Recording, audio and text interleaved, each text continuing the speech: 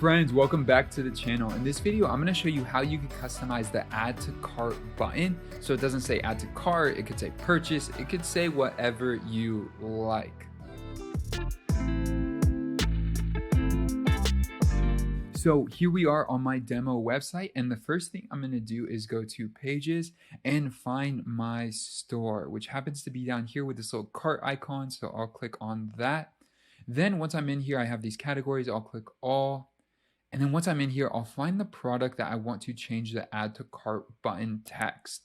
So let's say it's here. We don't want it to say add to cart. We want it to say purchase. I'll click the three little dots, click edit. And then once I do that, scroll all the way to the bottom. If you don't see it here, they might have moved it. But as of right now, it's at the bottom where checkout is. Custom button. So you can click here and then hit enable. And then here, change it as you like. So this could be start subscription, or if that's what it is, because like adding a subscription to your cart kind of makes sense, but could be a little bit clearer. It could be purchase now. It could be start today, whatever you like. I'm going to do start today and just leave it at that and hit apply and then hit save. This is a magazine as a sample product, but I'm customizing it. So I'll click on this. And now you'll see that the text here says start today. Now, unfortunately, and if this changes, I'll drop it in the comments below. But unfortunately, if you have 20, 50, 100 products on your store and you want to make this change across your site, you'd actually have to do it manually, which is a bit of a bummer.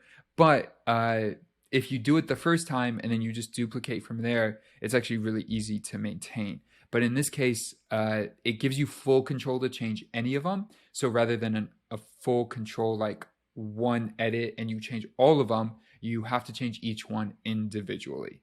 So if you want them all to say start today, you'll just start going through them, clicking the three dots and doing the same process for each product.